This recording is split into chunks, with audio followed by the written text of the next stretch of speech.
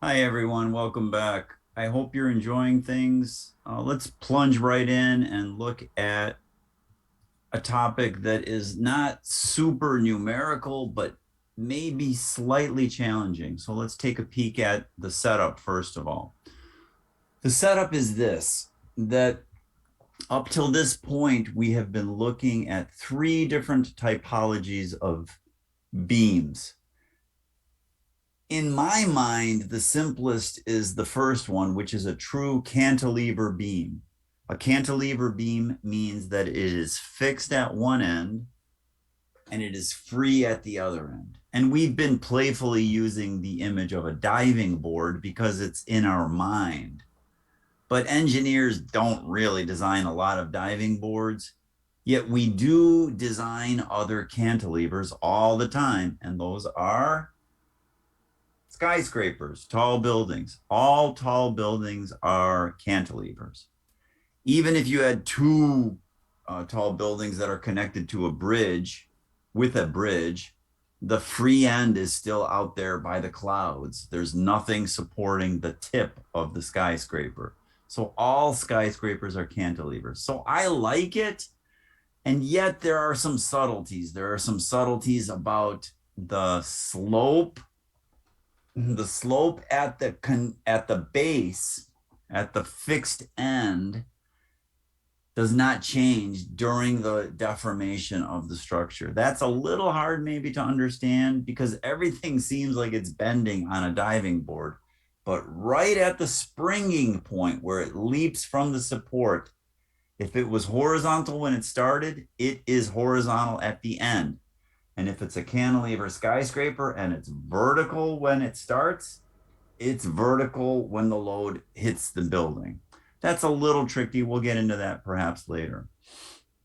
The second typology is in the middle of your screen here, and we call that a simply supported beam.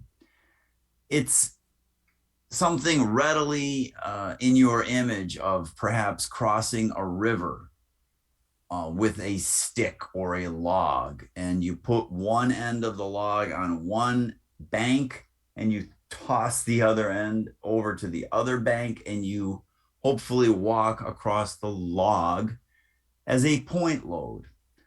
The outer banks are your support conditions and they feel external. We don't have to get into internal or external. Um, we could parse that out a little bit more. We did a lot of that last time, but let's just call them support reactions right now. And they are unknown. That's the key idea. Let's just say they're unknown reactions. That is a popular image. And you may say, well, wait a minute. You don't design diving boards. Are you telling me you design logs that cross a river? And the answer is yes, we do. We design beams in buildings all the time, and those beams are supported very often simply. Now, what does that mean? That means that there is no moment transferred from the beam to the supporting element. There is force transferred for sure, but there's no way that that support, that mud on the riverbank, can restrain the log from rotating. It doesn't happen. There is no moment transfer in a simply supported connection. That's a super important idea. I'm going to say it again. There is no moment transferred to the supporting element in a simply supported or so-called pinned connection. And then finally, there's a little cantilever. Sometimes we call it an overhang to not confuse students because it's not exactly the same as the classic cantilever. Why not? The classic cantilever, that big idea there is that that slope remains what it started out at. And here we might have a wildly different condition at the end of the problem. So here I might have a non-zero slope. There is a moment in that overhanging portion above the right support. There is a restraining moment, but it's not an infinitely stiff wall. It's the rest of the beam that is restraining the rotation. Think about this if there was no such moment there. If there was no such moment and we just had a support here and a support here and a hinge, everybody would be dead if who walked on that overhang. It would just flop over. So there is a moment in there. There is a moment in there. Okay.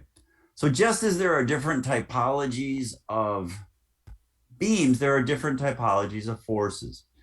And we've studied two of them. The first is a concentrated force. Sometimes it's called a point force or a point load. It's applied to a single point.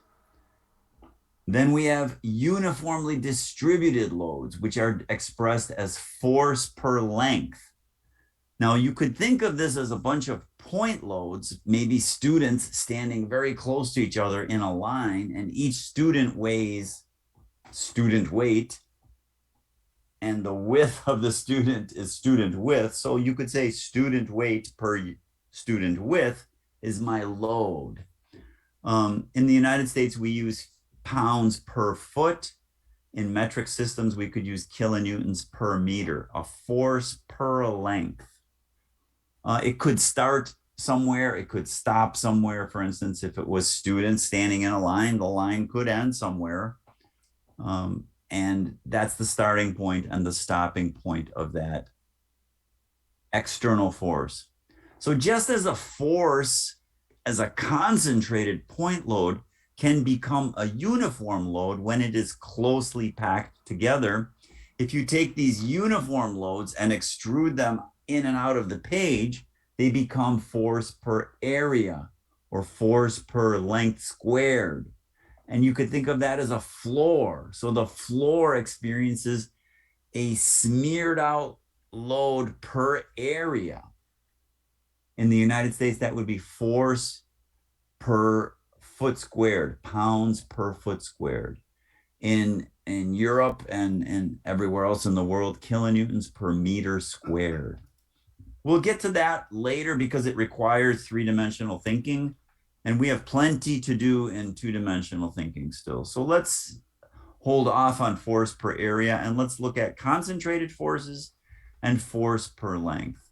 Now, just as there are different types of beams and just as there are different types of loads, there are different types of support conditions, and we use icons for them, just like we use the arrows for the load, or notice the horizontal line above the arrows for a uniform load. That's an icon that we use that communicates an idea.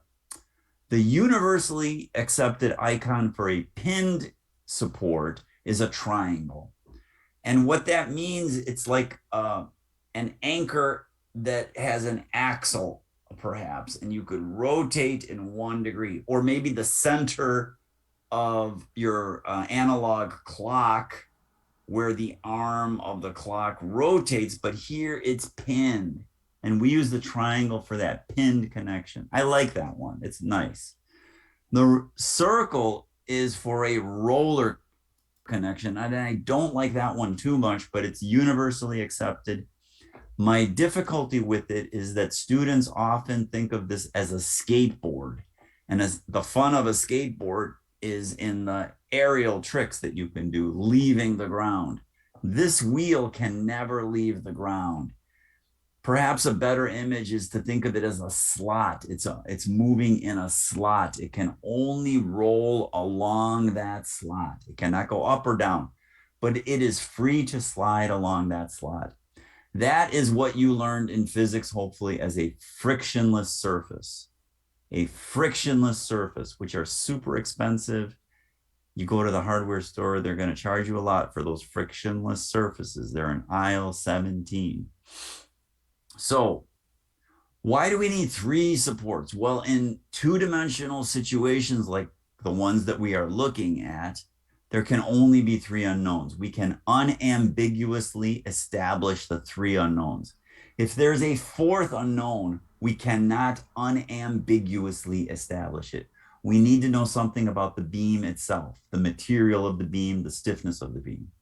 But here we don't need any of that. We can just unambiguously say, independent of any material, we know what the support conditions are. And there's only three unknowns in two-dimensional space. So for instance, if you put another pin down, that's indeterminate. You cannot determine it using these techniques. If there are only three, then it is determinate. You can determine the reactions. If there's only two, everybody's dead. It's unstable. Everybody's dead. Okay, here is a typical study that we do as engineers, all the way up through, super famous people doing really important things, to you as maybe a trained person or maybe a completely non-technical person looking at this. This is a very common situation. Here's a beam. We have only three unknowns to force this determinate situation to apply. And we have some loads, and the loads are known. That's a premise. The loads are known. We know the magnitude of the load, and we know the position of the load.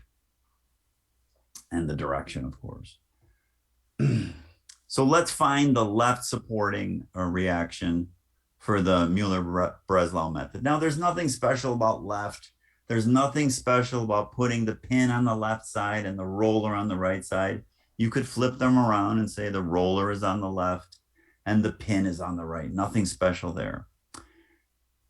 But let's get into the subtleties. Now, the subtleties are this. When we are solving things by hand, I want you to use the classic Muller-Breslau method, the one that Heinrich Muller-Breslau developed. That means that the elements stretch. And we will use similar triangles. That's the key to solving these situations. Similar triangles. I will remind you of what similar triangles are in case you've forgotten. If you've never seen them, that makes me sad and makes me worried about the future of the education of our people. However, I will help you. When we are using the classic Muller-Breslau method and we're looking at rotations, we will use 45 degrees. That is not 1 radian. That is not 1 degree. That is simply 1. Heinrich talked to you about this last time, right? And he said it is 1. You're dividing by 1. And that is in the classic method. In the modern method, we will make them very, very small and perturb them. But in the hand drawings, we will use the classic method, which means things stretch. Okay? So that's hard. It's in the rules. Let's talk about similar triangles and talk about things stretching here. So in the modern Muller-Breslau method, this stick, which was 18 units of length, would simply rotate. In the classic Muller-Breslau method, that stick is longer and it gets long. It stretches out such that this point is above that point. That's super important in the classic method. And now we can use similar triangles. You could see it right there. And similar triangles are as follows. This over that in a triangle is equal to this over that. It's that simple. Those two are similar. They're not exactly the same, but you could tell there's something similar about them. That's why it's called similar triangles. And the rule is, let's call it H1, R1, H1 and R1, and this is H2 and R2. The height of 1 over the run of 1 is equal to the height of 2 over the run of 2. So in our situation, delta over 18 is equal to loft 1. And I'm pretending that everything stretches here. This is going to be loft 1 in the classic method, straight up from F1. That's loft 1. So delta divided by 18 is equal to loft 1 divided by 13. And that's it. That's as hard as it gets. Similar triangles. Drop questions down in the discussion board or send questions to me if that is baffling, but that is as hard as it gets here. It's not algebra, it's similar triangles. Looking at loft 2, we shoot this straight up and we say delta over 18 is equal to loft 2 over 6. That's our equation here. Okay, so that's really it for similar triangles, and that is why we could do it by hand in a coffee shop. We don't even have to really sketch it with straight lines or really beautifully or anything. And then Heinrich gave us this extra gift by saying, well, what if delta is 1? We divide by 1, and then we got lots of answers really, really quickly. Really quickly. All right, let's move on to some numbers. If delta was 5 and you really made it big at the coffee shop, loft 1 would be 3.62. Please stop the video if you don't understand similar triangles at all. Recreate these numbers. If delta is 5 and the span or the entire run was 18, what would be the loft at the 13 base of that similar triangle? That loft would be 3.62. And similarly, if delta was 5, loft 2 would be smaller. You could see that it's smaller. It would be 1.67. So please recreate that if that's a mystery to you. It shouldn't be a mystery. It shouldn't be hard. You should have seen this before. Somewhere. I don't know. Somewhere. Then there's only one equation in the book. The similar triangles doesn't count. That's not algebra. The only equation in the book is unknown times delta plus each force multiplied by each loft is equal to 0. So now we have the unknown, which is the left reaction vertically, multiplied by 5. And I think I wrote 0.5. There should be 5. Yes, 5. And then the forces times the lofts, okay? And I get, that should be 5 here. R left is 2445. That's the theoretical answer. You're not responsible for the theoretical answer unless you are an architectural engineer where you are hopefully able to check these things. Okay, so let's get that answer. You should stop the video if you're confused. If you're super crystal clear, just keep going. But please do stop the video that for a perturbation of 5, that's the answer, okay? Now I'm going to ask you to do something that's a little fussy. I'm going to ask you to find the right vertical equilibrating reaction. I really want you to respect all the other boundary conditions. So what are those other boundary conditions? The first is that the right side is a pin and I'm only moving it vertically. I am not moving it horizontally. The second boundary condition is that that wheel or that roller cannot go up or down, but it is free to slide horizontally. Okay? So now please do stop the video, sketch out the perturbed shape. What does this look like if the right side goes up but does not move horizontally? What does the perturbed shape look like? Doesn't matter how big delta is at all. Make it big enough so that you could see it. Please stop the video. Okay, we're back. I hope you did all that and you found this picture here. So what I did was I went straight up. And now you could see that the stick slides, that roller rolls here. And this is a little fussy,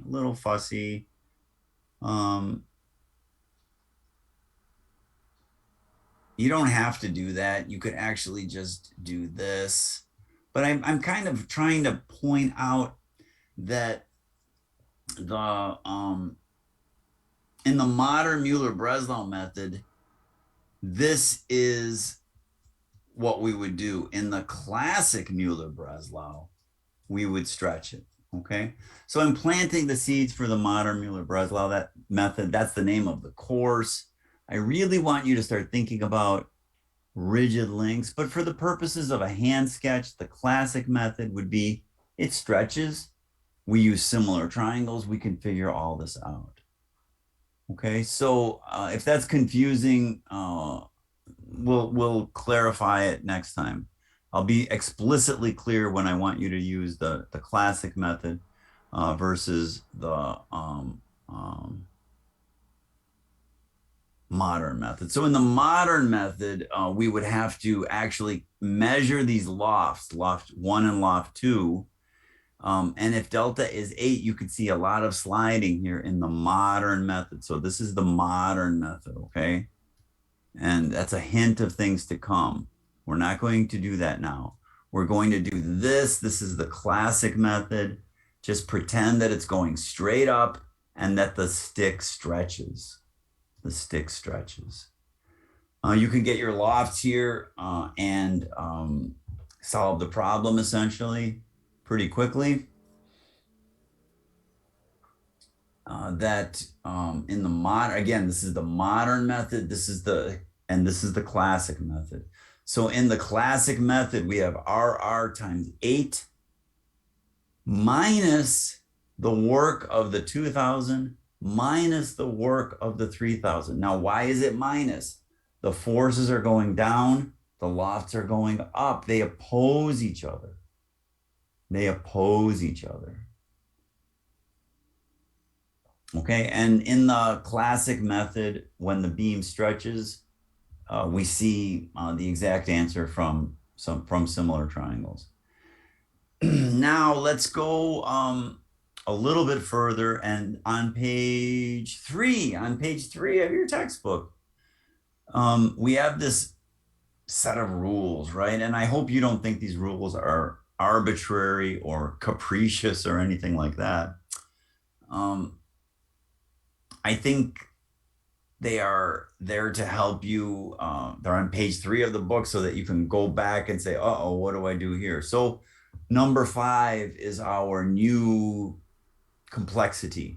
If there is a kink in the structure due to the perturbation, the load must be broken up to sub portions on either side of the link. Now that may seem super mysterious, but once you sketch it out, even in the classic method where everything is stretching and you're sketching this out on a piece of paper or on a napkin, you will see why this rule is there. It's very, very logical. So here's the first image that I'd like you to see. It's a cantilever beam. There is a distributed load of 100 force per length. It starts at the 6 unit mark and it goes all the way up to the tip of the beam. And suppose I wanted to find the equilibrating moment here at this cut. And that cut happens to be at the 3 unit mark, just like last time. But there's nothing magic about 3. That cut can move anywhere in the beam. But let's keep the cut away from the load. Let's keep the cut away from the load. So what are the steps? The steps are take the distributed load and make an equivalent concentrated load. Now, what does that mean?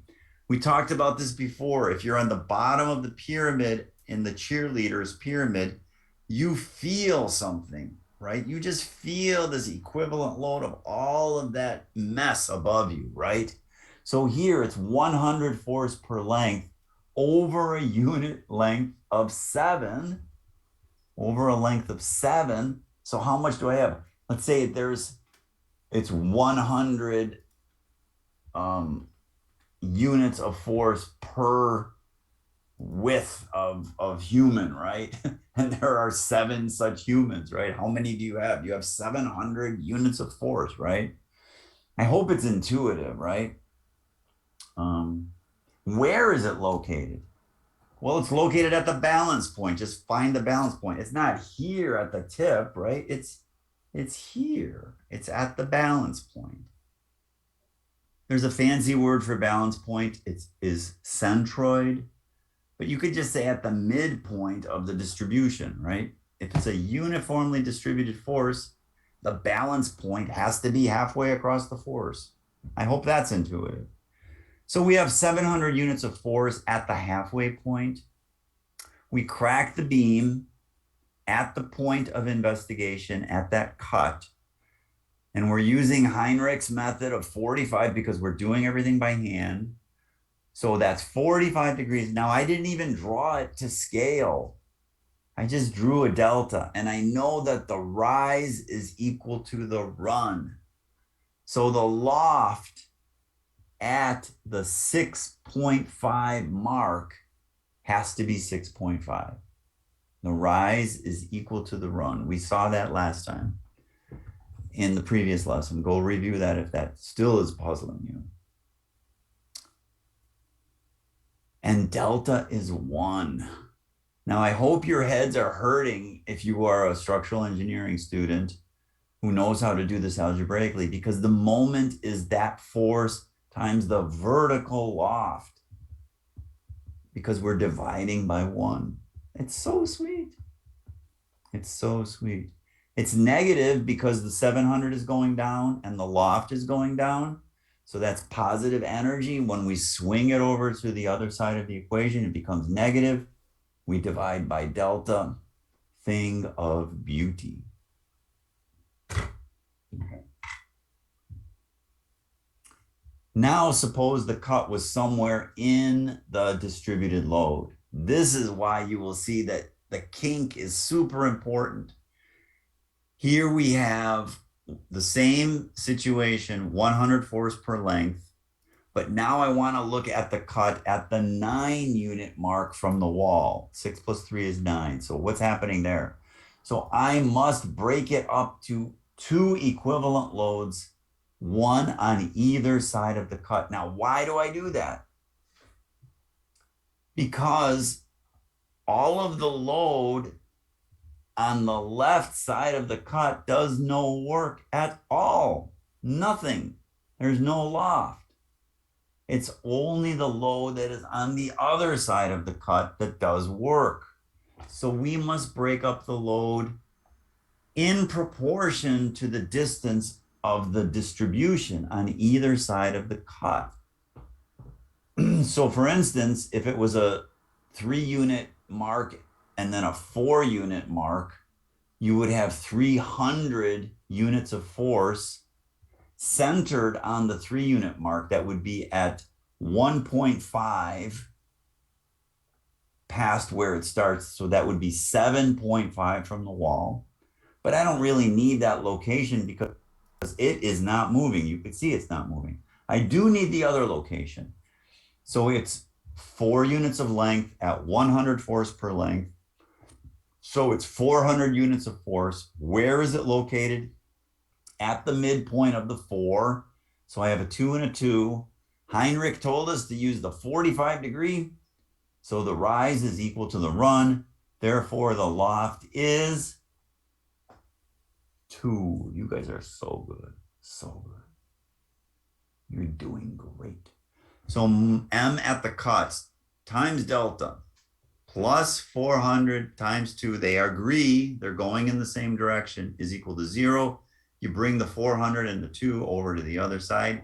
You divide by 1. Boom, you got your answer. Yeah, that's nice. Okay. In summary, the concentrated loads are quick. They sit on the beam in the classic method. They just go straight up because the element stretches.